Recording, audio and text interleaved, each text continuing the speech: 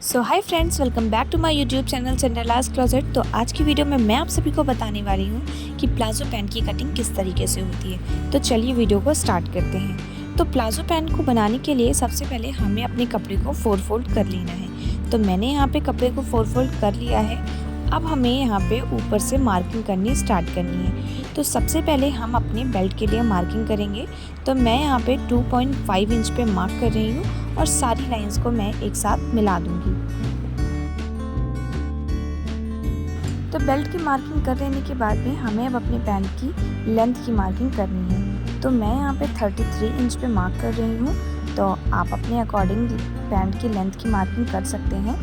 तो हमें जो पैंट की लेंथ की मार्किंग करनी है वो इलास्टिक के लिए जो हमने ऊपर जगह छोड़ी है 2.5 इंच की, उसके बाद से ही करनी है। अब नीचे भी जो लाइनिंग है इसको हमें ऊपर से अच्छे से मिला देना है स्केल की हेल्प से। अब हमें यहाँ पे अपने बेल्ट के पास यहाँ पे मार्किंग करनी है 13 इंच पे। हिप राउंड का 4th पार्ट उसमें 3 इंच हमें ऐड कर देना है। फिर उसके बाद में हमें यहाँ पे अपने आसन की भी मार्किंग करनी है 13 इंच पर ही। तो हमें यहाँ पे एक स्क्वायर जैसा बना देना है 13 बाय 13 का। तो मैंने यहाँ पे सबकी मार्किंग कर ली है। अब मैं स्केल की हेल्प से इन सभी लाइनों को एक साथ करके मिला दूँगी। तो अब लाइंस को मिलाने के बाद में हमें अपने क्रॉस लाइन को एक शेप देना है। तो यहाँ पे मैं आगे की साइड में जहाँ पे मैंने आसन का निशान लगाया था वहाँ पे आगे की साइड में हमें 2 इंच पे मार्क करके यहाँ पे इसको एक शेप दे देना है। बिल्कुल इसी तरीके से आपको भी शेप दे देना है।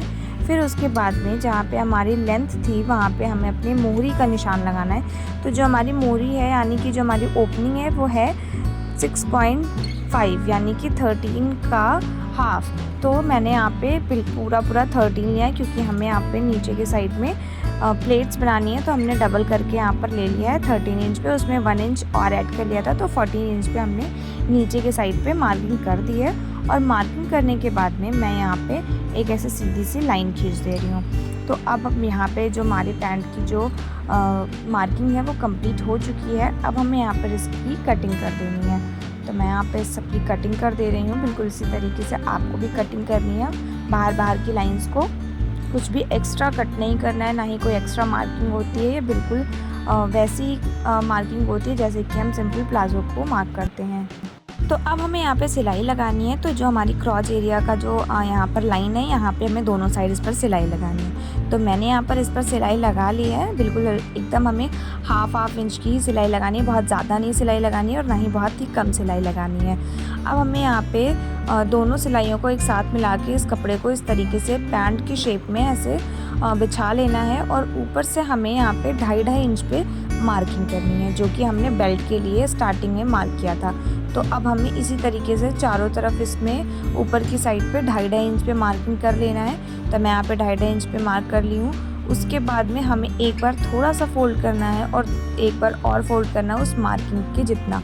और हमें चारों तरफ इसमें सिलाई लगा देनी है। और यहाँ जो हमने थोड़ा सा दिखाया यहाँ पे सिलाई नहीं लगानी है। लगभग 2 इंच के करीब हमें सिलाई नहीं लगानी है जहाँ से हमें इलास्टिक को डालना है।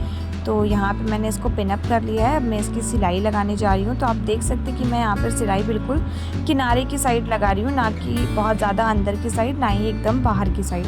हमें बिल्कुल किनारे की ही साइड पर सिलाई लगानी है। और थोड़ा सा यहाँ पर जगह मैंने छोड़ दिया है जहाँ से हम इलास्टिक को इंसर्ट करेंगे। इसके बाद में हमें एक पिन ले लेनी है, उसकी हेल्प से हमें अपने प्लाजो में इस इलास्टिक को इंसर्ट कर देना है। तो हमें बहुत ही सावधानी से एकदम बराबर से करके इसको इंसर्ट करना है कि बिल्कुल भी टेढ़ा मेढ़ा अंदर की साइड इलास्टिक ना हो। और इलास्टिक को एक के ऊपर एक रख के हमें यहाँ पर सिलाई लगा देनी है जिससे कि अंदर की साइड इलास्टिक खुले ना।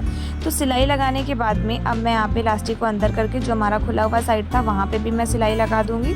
फिर इस तरीके से मैं बराबर कर दूँगी सारी इलास्टिक के चुन्नट को जिससे कि ये खींचे नहीं ज़्यादा, एक साइड ज़्यादा चुन्नट ना हो ना एक साइड कम हो।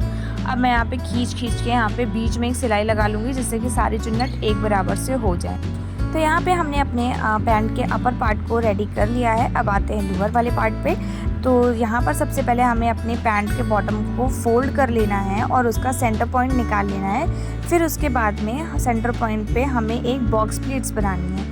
तो बॉक्स प्लेट्स आमने सामने होती हैं। तो अब हमें क्या करना है कि एक साइड की प्लेट को एक साइड और दूसरे साइड की प्लेट को दूसरी साइड करके हमें यहाँ पर बना लेना है। तो सबसे पहले मैं एक साइड की प्लेट को यहाँ पर फिनिश कर रही हूँ। अब यहाँ पे मैं दूसरी साइड की प्लेट को भी फिनिश कर रही हूँ। पिन अप की हेल्प से मैं यहाँ पे पिन कर रही हूँ। आप चाहें तो डायरेक्टली भी बना सकते हैं। पिन करने से हमें पता चल जाता है कि हमारी मोहरी कम या ज़्यादा नहीं हो रही है, तो इसलिए मैं यहाँ पर पिन अप कर रही हूँ।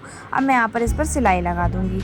तो मैंने यहाँ पर सिलाई लगा ली है। अब आप देख सकते हैं कि बिल्कुल मैंने बहुत ज़्यादा सिलाई नहीं लगाई है।